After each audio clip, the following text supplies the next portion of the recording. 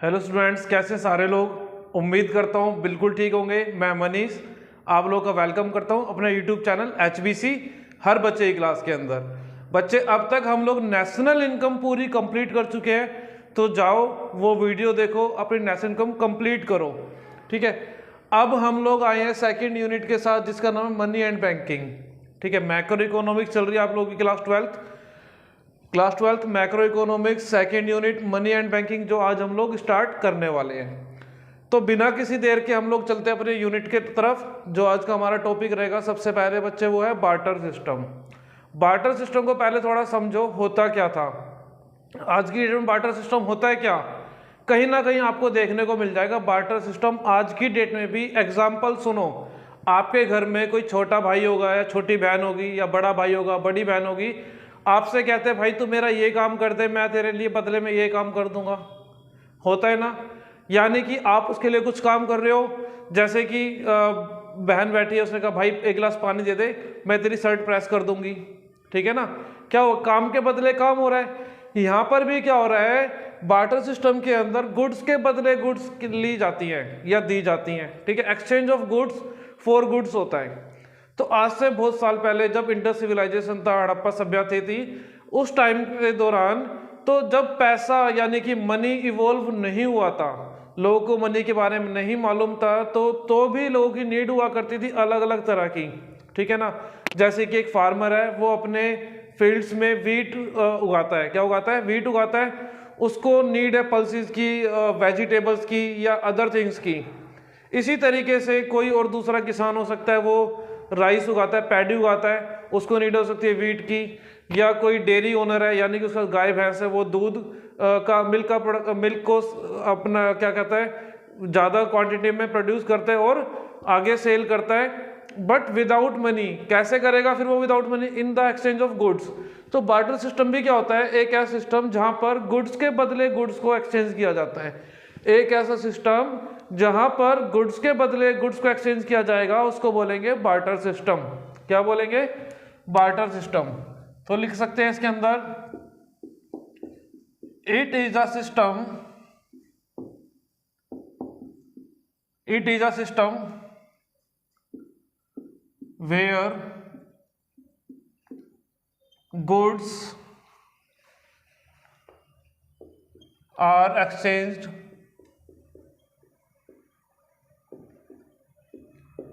For goods. इसको हम लोग बोलते हैं सीसी इकोनॉमी। क्या बोलते हैं? सीसी मतलब कमोडिटी टू कमोडिटी। कमोडिटी मतलब गुड्स, कोई भी वस्तु। ठीक है, कमोडिटी टू कमोडिटी यानी सीसी इकोनॉमी भी इसको बोला जाता है। आई होप आपको मतलब क्लियर होगा। एक ऐसी इकोनॉमी, एक ऐसा सिस्टम जहां पर गुड्स के बदले गुड्स का एक्सचेंज होगा, उसको बोलेंगे हम लोग बार्टर सिस्टम। क्या बोलेंगे उसको? Barter system. आप सोचो क्या बार्टर सिस्टम आसान रहा होगा? बार्टर सिस्टम बच्चे आसान बिल्कुल भी नहीं था। उसमें कई तरह की प्रॉब्लम्स, डिफिकल्टीज या लिमिटेशंस थी। अब बात करते हैं limitations of barter system.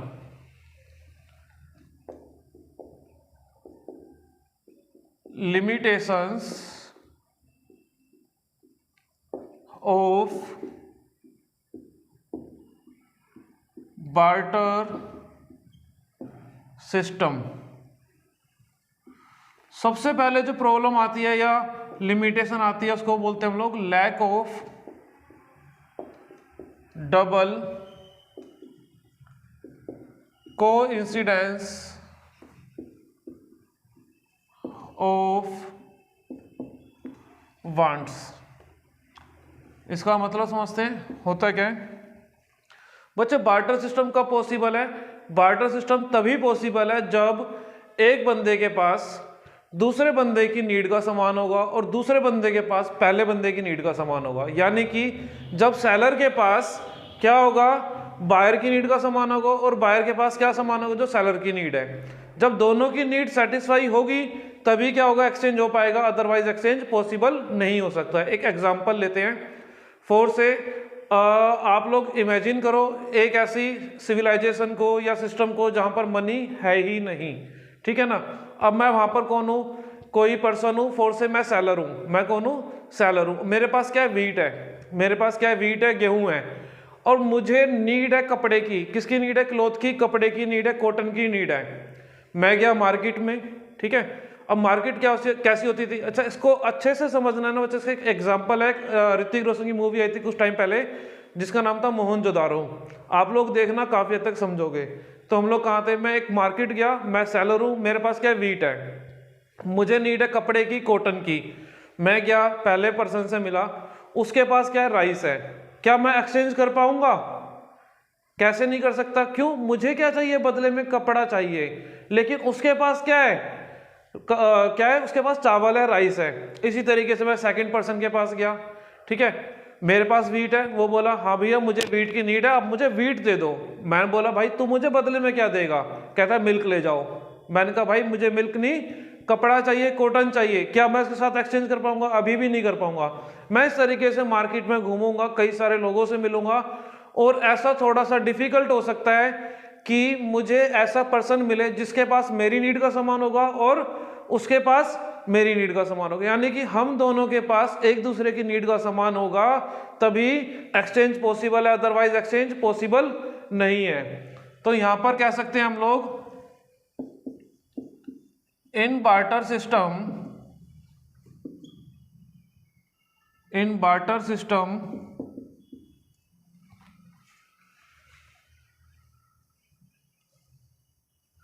Barter system exchange of goods or services is possible only when both कौन? Buyer and seller are ready to exchange with each other। तो भाई क्या बोल रहा है इस पॉइंट के अंदर? बार्टर सिस्टम तभी पॉसिबल है, या बार्टर सिस्टम गुड्स का तभी पॉसिबल है जब बायर और सेलर दोनों एक्सचेंज के लिए रेडी होंगे। और वो रेडी कब होंगे? जब दोनों के पास एक दूसरे की नीड का सामान होगा। अगर ऐसा नहीं है तो बार्टर सिस्टम पॉसिबल नहीं है। तो बड़ी डिफिकल्टी होती थी उस टाइम पर एक ऐसा पर्सन ढूंढना जिनके पास एक दूसरे की नीड का सामान होगा। सेकंड लिमिटेशन आ सकती है, lack of common measure unit of value, lack of common measure unit of value. चलो आज ना बच्चे, आज की डेट में चीजें बहुत ज्यादा आसान हो चुकी हैं। हमारे पास हर चीज का एक कॉमन मेजर है, कॉमन वैल्यू अवेलेबल है। एक एग्जांपल कंसीडर करते हैं। आप लोग सपोज करो मॉर्निंग में एक्सरसाइज करके आते हो और आपको आफ्टर एक्सरसाइज बनाना चाहिए, केले चाहिए, ठीक है। आप चले गए बाहर रेडी वाले के पास, उससे पूछा रेट क्या है केले का? उसने बोला 40 रुपये दर्जन। क्या रेट है? 40 रुपये दर्जन, यानी 40 के 12 केले अवेलेबल है उसके पास।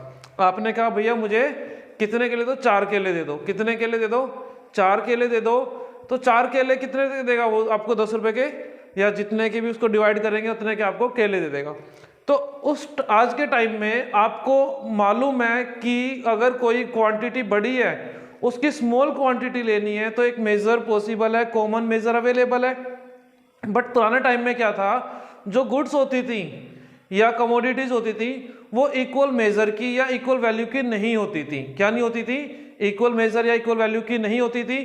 तो उस टाइम पे एक्सचेंज करने में बड़ी प्रॉब्लम आती थी कि मैं इसके बदले कितना दूं या मुझे उसके बदले कितना मिले। फोर से मैं मार्केट गया वीट लेकर, ठीक है, मुझे चाहिए था कॉटन। अब मेरे को पहले केस के अंदर जो पहली प्रॉब्लम थी बच्चे वो दूर हो गई। मेरे को एक ऐसा बंदा मिल गया या बंदी मिल गई जिसके पास मेरी नीड का सामान है और मेरे पास उसकी नीड का सामान है।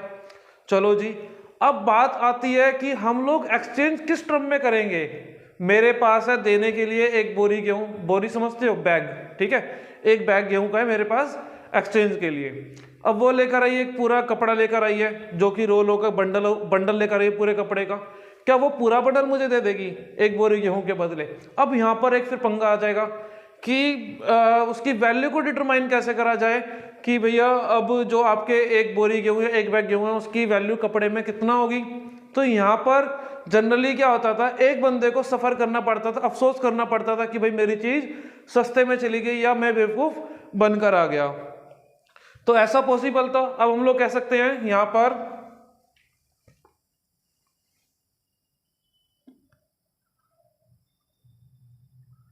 ऑल द कमोडिटीज, या ऐसा लिखो इन barter system, in barter exchange या barter system, in barter exchange all the commodities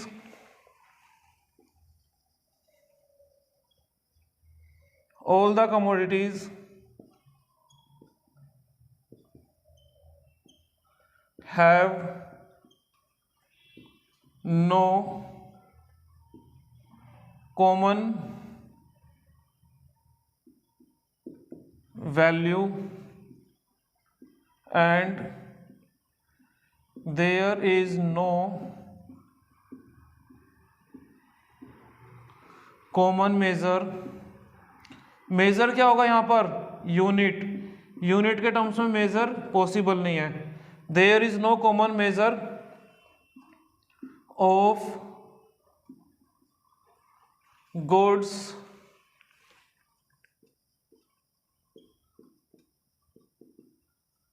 and services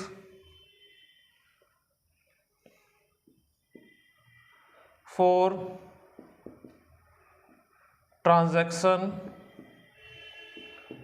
और एक्सचेंज। तो अब हुआ क्या भाई, मैंने भी आप लोगों को समझाया यहाँ पर कि पहले केस में मेरे को बड़ी मुश्किल से एक ऐसा बंदा मिला जिसके पास कपड़ा था और वो कपड़े के बदले गेहूं लेने को रेडी था। मुझे बड़ी मुश्किल से एक ऐसा बंदा मिल गया। अब बंदा मिला तो मिला, उसके बाद समस्या क्या खड़ी हो गई कि भाई मैं तेरे गेहूं के बदले कितना कपड़ा दूं या तू मेरे कपड़े के बदले कितना गेहूं देगा। उस टाइम पे तो कॉमन मेजर या कॉमन वैल्यू अवेलेबल नहीं थी। तो क्या हो सकता है, ट्रांजैक्शन में डिफिकल्टी आ सकती है। क्या आ सकती है? ट्रांजैक्शन में डिफिकल्टी आ सकती है। एक और एग्जांपल ले सकते हो आप लोग।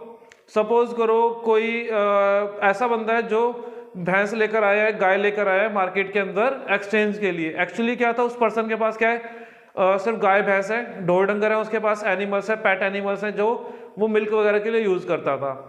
एक दिन उसको नीड पड़ी गेहूं वगैरह की, वो चला गया मार्केट के अंदर, वो लेके अपनी भैंस को साथ में मार्केट के अंदर, और उसको एक बंदा बड़ी मुश्किल से ऐसा मिला जो बदले में गेहूं देना चाहता है और एक्सचेंज में भैंस ले लेना चाहता है। दोनों का सब कुछ फिक्स हो गया। अब प्रॉब्लम आ गई भाई, एक भैंस के बदले कितना गेहूं लिया जाए या कितने गेहूं के बदले एक भैंस कितनी लिए जाए, जो भी ठीक है। अब होगा क्या, सपोज करो मेरे पास 2 बोरी गेहूं है, ठीक है ना, 4 से कोई भी क्वांटिटी लो, 2 बैग कुछ भी हो सकते हैं, छोटे बड़े। उस टाइम पे कोई वेट तो था नहीं, ठीक है। तो उस टाइम पे वेट हुआ नहीं करता था। अब ट्रांजैक्शन में फिर प्रॉब्लम आ गई कि भाई मैं भैंस तेरे को दे तो दूंगा लेकिन गेहूं तू मुझे बड़ा कम दे रहा है। तू मेरी भैंस को तू सालों साल यूज करेगा, इसका मिल्क लेगा, मेरे को बदले में क्या मिला, थोड़ा सा गेहूं। अगर ट्रांजैक्शन हो भी गया, यहाँ पर किसका लॉस हुआ, भैंस वाले का लॉस हो गया। क्यों?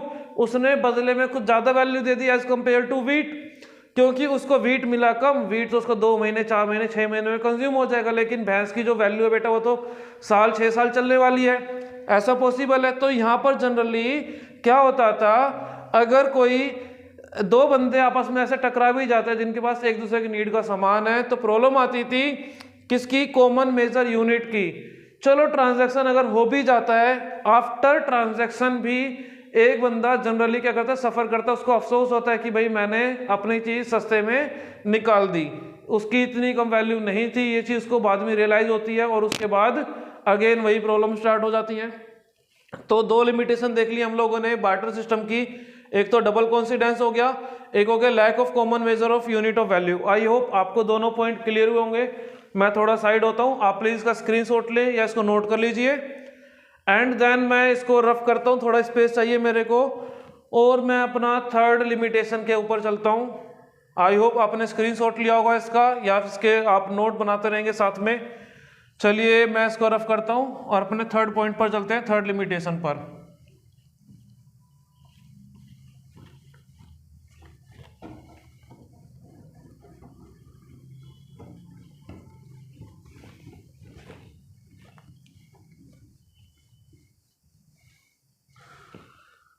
चलिए भाई, थर्ड पॉइंट है या थर्ड लिमिटेशन है आपकी लैक ऑफ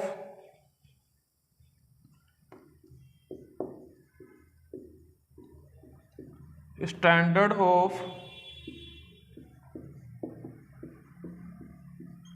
डेफर्ड पेमेंट्स। कौन सी पेमेंट्स? Deferred payments. अब डेफर्ड पेमेंट कौन सी होती है? कॉन्ट्रेक्चुअल पेमेंट्स होती हैं, या फिर ऐसी पेमेंट जिनकी ट्रांजैक्शन तो आज होती है लेकिन पेमेंट फ्यूचर में होती है। क्या होती है? ट्रांजैक्शन आज होती है और पेमेंट फ्यूचर में होती है, जैसे ही कॉन्ट्रैक्ट हो जाते हैं। क्या हो जाते हैं? कॉन्ट्रैक्ट हो जाते हैं।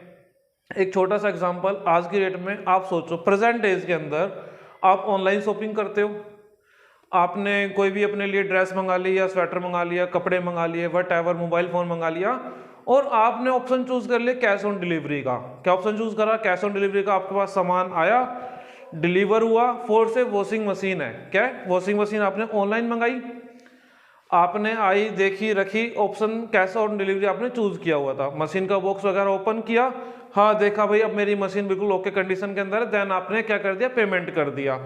क्या उस टाइम पे ऐसी deferred payment, contractual payment possible थी? कॉन्ट्रेक्चुअल पेमेंट उस टाइम पे पॉसिबल थी? बच्चे बिल्कुल भी पॉसिबल नहीं थी, क्योंकि जनरली उन दिनों मनी तो था नहीं, है ना, मनी था नहीं, तो ट्रांजैक्शंस कैसे होंगी? With the exchange of goods. एक एग्जांपल कंसीडर करते हैं छोटा सा। मैं अपने घर में बैठा हूं, ठीक है, और मुझे नीड है कि मैं अपने घर में एक और रूम बनवाऊं। बात है किस टाइम की? उस टाइम की जब मनी नहीं है। सोचना, जिस टाइम मनी नहीं है, मैं अपने घर पे बैठा हूं, मेरे घर में 2 रूम है, ठीक है, मेरे घर पे 2 रूम है, और मेरे बेटे की शादी है। अब बेटे की शादी है, बहू भी आएगी उसकी, उसको भी एक अलग रूम चाहिए, है ना। 2 रूम के अंदर तो हम लोग पहले मुश्किल से रह रहे, उसको एक नया रूम चाहिए।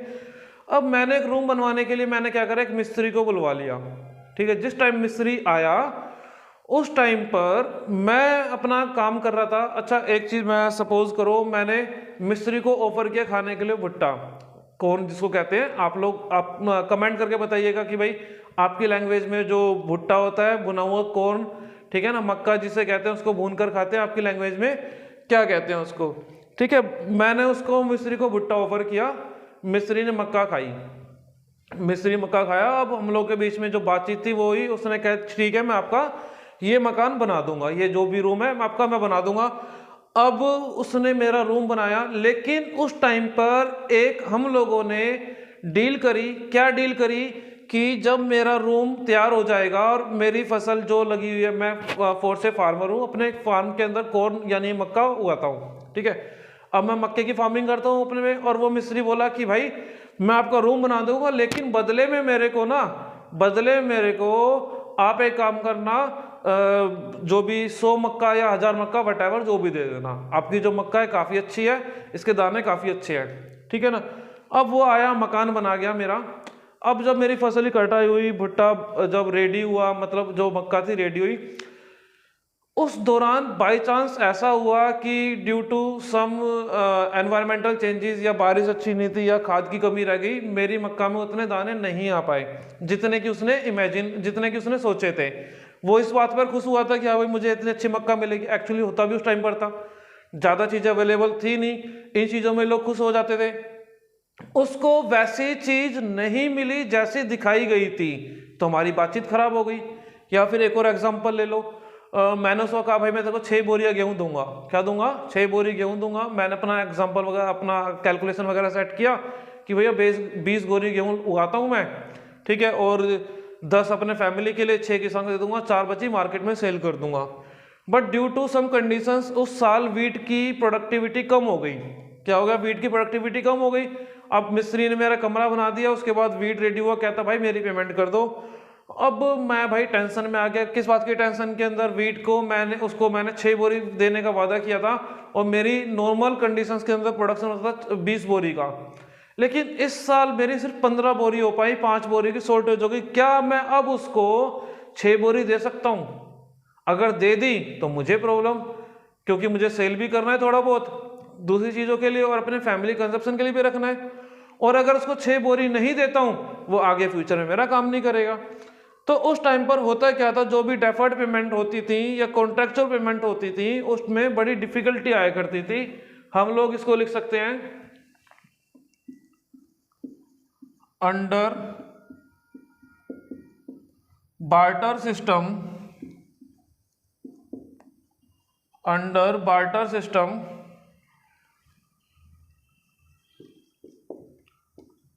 कॉन्ट्रेक्चुअल पेमेंट्स, कॉन्ट्रेक्चुअल पेमेंट्स और क्रेडिट ट्रांजैक्शंस। कौन सी ट्रांजैक्शंस भाई? Credit transactions.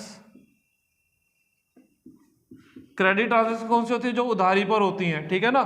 सपोज करो मैंने किसी से कुछ उधार लिया और क्या बदले में भाई मैं तेरे को इतनी चीजें दे दूंगा, that is called credit transactions can not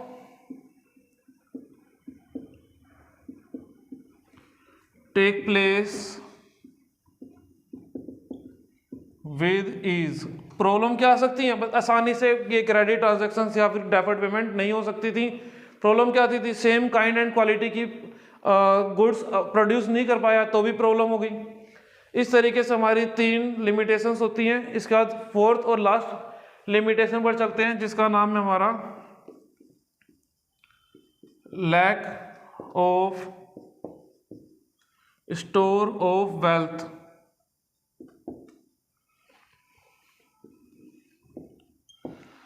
आप सोचो आज की डेट में आपके पास वेल्थ के नाम पर क्या है? प्रॉपर्टी, ज्वेलरी, आपके पास कैश पैसा, आपके शेयर वगैरह, बहुत चीजें आपकी वेल्थ हो सकती है। उस टाइम पर, जिस टाइम पर इकोनॉमी या लोग इतना डेवलप नहीं हुए थे, तो उस टाइम पे लोग वेल्थ के नाम पर होता क्या था जनरली? अगर कोई फार्मर है उसके पास क्या हो गया? क्रॉप्स हो गई। कोई डेयरी वाला उसके पास गाय भैंस हो गई, ठीक है ना। कोई कारपेंटर है, स्किल वर्कर है। स्किल वर्कर्स किसको कहते हैं बच्चे? स्किल वर्कर वो होते हैं जैसे कारपेंटर हो गया, मिस्त्री हो गए, जो अपनी स्किल्स पे काम करते थे। उन लोगों के पास सोचो ना वेल्थ क्या हो सकती है। अगर कोई फार्मर है उसके पास वेल्थ क्या होगी? वीट हो गया, राइस हो गया, क्रॉप्स हो गई, दूसरी वेजिटेबल्स हो गई, ये सब कहते हैं पेरिसेबल कमोडिटीज होती हैं। पेरिसेबल कमोडिटीज बोले तो ऐसी कमोडिटीज जिनकी लाइफ ज्यादा नहीं होती, ठीक है ना। अब वेल्थ को स्टोर करने के लिए उस टाइम पर क्या चाहिए? जगह भी चाहिए, है ना। विदाउट जगह तो हो नहीं सकती। सपोज मैं फार्मर हूँ, मेरे पास वेल्थ के नाम पर गेहूं है बहुत सारा, मैं गेहूं को कहाँ छोड़ूंगा? घर में स्टोर करूंगा, ठीक है। उस टाइम पे घर चाहे जगह बड़ी होती थी, लेकिन रूम्स या फिर जो पक्के मकान होते थे, वेयर हाउसेज, गोडाउंस वगैरह, टंकी वगैरह चीजें उस टाइम पे पॉसिबल नहीं थी, तो बड़ी प्रॉब्लम आती थी वेल्थ को स्टोर करने में। आज की डेट में चीजें बहुत आसान हो गई हैं। सपोज करो आप दिल्ली में रहते हो, ठीक है। आप दिल्ली में रहते हो, आपके पास काफी सारा पैसा है, धन है, संपत्ति है, प्रॉपर्टी है। सडनली आपको कंट्री छोड़ के जाना पड़ता है। आप कहते हो कि भैया मुझे इंडिया में नहीं रहना, अब मैं कनाडा शिफ्ट हो रहा हूँ या किसी अदर कंट्री में शिफ्ट हो रहा हूँ, और इंडिया में जो प्रॉपर्टी है मैं सेल किया, सारा पैसा कैश में कन्वर्ट किया, बैंक में डिपॉजिट कराया और अपने जो कनाडा वाला बैंक था वहां पर डिपॉजिट कराया। तो आज की डेट में वेल्थ को स्टोर करना बहुत आसान हो गया। उस टाइम पर वेल्थ को स्टोर करना इतना आसान नहीं था, क्योंकि उस टाइम पर वेल्थ के नाम पर गाय भैंस और फसलें वगैरह या क्रॉप्स वगैरह ये हुआ करती थी, जो कि प्लेस वगैरह ज्यादा डिमांड करती थी। तो हम लोग कह सकते हैं under the barter system, under the barter system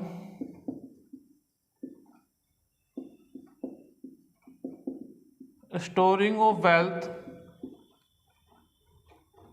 storing of wealth was a very difficult task, very difficult task, because wealth such as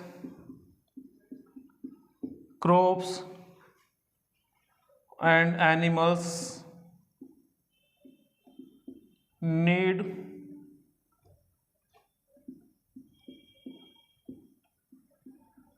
more place of store।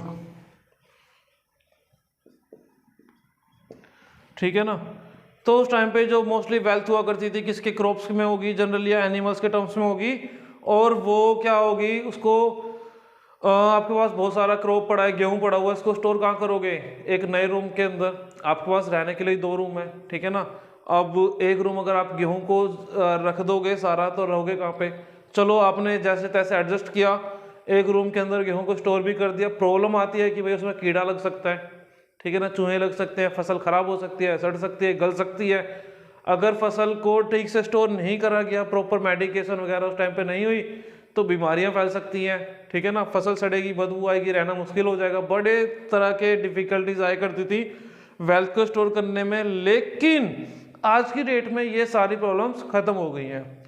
तो बच्चे आज की वीडियो के अंदर हम लोग सिर्फ इतना ही रखेंगे। अगली क्लास के अंदर हम लोग बात करेंगे मनी का छोटा सा एक पॉइंट ओवरव्यू देता हूँ। मनी होते क्या है, एक ऐसी कोई भी चीज जो बार्टर सिस्टम की चारों प्रॉब्लम्स को एक साथ खत्म कर दे, वो मनी है। बार्टर सिस्टम की एक साथ सारी प्रॉब्लम्स को जो खत्म कर दे, वही मनी है। मनी को डिटेल में अब हम लोग देखेंगे नेक्स्ट वीडियो में। और भाई मैं थोड़ा साइड देता हूँ, प्लीज आप लोग इसका क्या करें, स्क्रीनशॉट लें, इसके प्रॉपर नोट मेंटेन करें। चलिए अब हम लोग वही लोग मिलते हैं नेक्स्ट वीडियो में अगले टॉपिक जिसका नाम है मनी के साथ, जिसके अंदर हम लोग कवर करेंगे मनी को और मनी सप्लाई को और जो भी उससे रिलेटेड कॉन्सेप्ट्स हैं उन सबको। एक वीडियो मनी के लिए कंप्लीट रखेंगे सेपरेट। आज की डेट में बार्टर सिस्टम कंप्लीट। अगर इसमें कोई डाउट प्लीज कमेंट में आप लोग पूछ सकते हैं।